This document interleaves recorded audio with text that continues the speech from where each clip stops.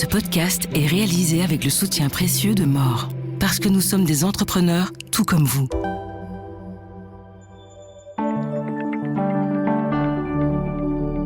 Bonjour, je suis Loïc Streuss et vous écoutez le Trends des marchés, le podcast de Trends Tendance.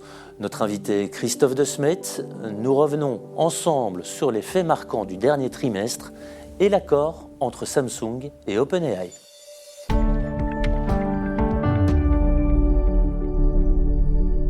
Et on démarre ce Trends des marchés par les principales tendances boursières du jour. Les bourses européennes ont poursuivi sur leur lancée des derniers jours et signé une 5e séance consécutive de hausse. Les investisseurs restant confiants malgré le shutdown des administrations américaines et des indicateurs économiques mitigés, avec notamment une hausse inattendue du chômage dans la zone euro au mois d'août. Sur Euronext Bruxelles, Sofina s'est illustré au dernier jour de la période de souscription à son augmentation de capital.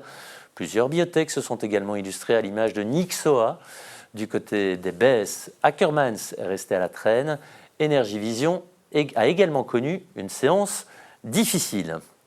Et Christophe De Smet nous a rejoint pour la suite de ce Trends des marchés. Bienvenue Christophe, nous venons de basculer dans le 4e trimestre de l'année, une entrée de plein pied qui a été faite avec enthousiasme sur les marchés, mais vous avez voulu saisir l'occasion, mon cher Christophe, de nous rappeler les faits marquants de ces 3 derniers mois. 3 derniers mois ont été marqués par plusieurs choses. D'abord, la volatilité, qui est mesurée par l'indice VIX aux États-Unis, qui mesure, si vous voulez, la peur du marché. Il y a un graphique d'ailleurs à ce propos. Il y a un graphique que vous venez de voir sur l'écran.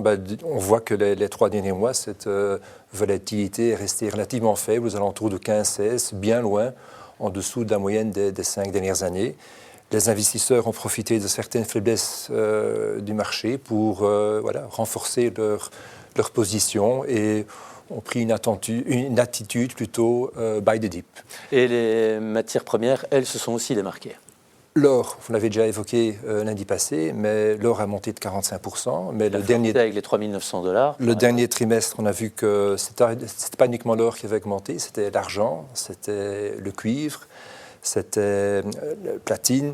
Et donc, on a vu les 3 derniers mois quelques envolées spectaculaires pour ce genre de matières premières. Et puis, il y a eu aussi les taux longs.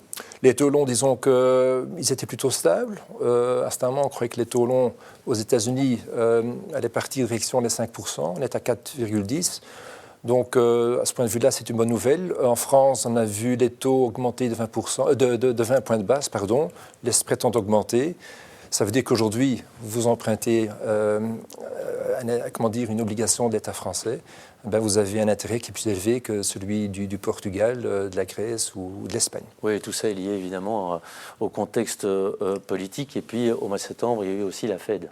Il y a eu la Fed, première baisse des taux en 2025. Après les chiffres d'ADP qu'on a eu hier, on remarque quand même que les sociétés américaines sont devenues un peu plus prudentes concernant les nouvelles embauches et donc on peut s'attendre à éventuellement 1 ou 2 baisses supplémentaires, donc une politique monétaire plutôt souple qui est une bonne nouvelle pour les marchés actions. Oui, et la Réserve fédérale américaine qui se réunit fin du mois et probablement sans les chiffres mensuels de l'emploi, et on sait qu'ils sont déterminants par rapport au taux directeur, et évidemment c'est lié au shutdown. Je reviens au marché d'actions. Quelles étaient les tendances ce dernier trimestre ? On a remarqué un momentum bénéficiaire chez les valeurs américaines. Après le mois d'avril, le mois de mai, on a vu même des révisions positives pour les sociétés américaines et japonaises. Donc on a affaire à une économie américaine relativement robuste. En Europe, c'est un peu moins bon. Là, on doit se contenter d'une croissance d'à peu près 1%. Et donc, si je comprends bien, les bourses américaines ont rattrapé leur retard sur leurs homologues européennes. Exactement, et ce sont surtout les valeurs technologiques, le Nasdaq, l'indice phare technologique américain qui a grimpé de 10% les 3 derniers mois. Et à titre d'information, il y a des sociétés comme Google et Oracle qui ont grimpé entre 30 et 40% les dernières semaines. Et cette évolution, cette ascension des valeurs technologiques se poursuit et elle va même se poursuivre, elle se poursuit même en Asie. On l'a vu en Chine, il y a plusieurs indices chinois. Un des indices qu'on suit de près, c'est le Hang Seng Tech, qui est un peu l'équivalent du Nasdaq. Et le Hang Seng Tech a augmenté de 50% depuis le début d'année, grâce aux bonnes nouvelles chez Tencent et Alibaba, qui continuent à investir dans l'intelligence artificielle. Et cette progression ne se limite pas uniquement aux indices chinois, on en a parlé tout à l'heure, notamment avec cette association entre OpenAI et Samsung. Samsung, donc en effet, l'indice Kospi, l'indice de référence sud-coréen, a grimpé jusqu'à un niveau record grâce à cet accord entre Samsung et OpenAI. Concrètement, développement de l'infrastructure pour l'intelligence artificielle et un renforcement de la fabrication de puces pour les data centers sud-coréens. Tout cela, était relativement bon pour les sociétés semi-conducteurs en Europe aujourd'hui. Oui, donc cet accord Samsung-OpenAI aussi qui positionne la Corée du Sud sur le podium de l'intelligence artificielle. Merci Christophe. Merci Loïc. Voilà qui referme ce Trends des marchés. Merci pour votre fidélité et d'avoir choisi Trends Z pour vous informer. Au revoir.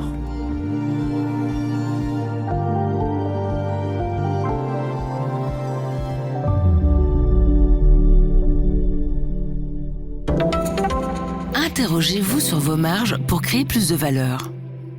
Gagnez plus sans vendre plus. Analysez vos marges produit par produit et découvrez où l'argent s'échappe ou dort. More, parce que nous sommes des entrepreneurs tout comme vous.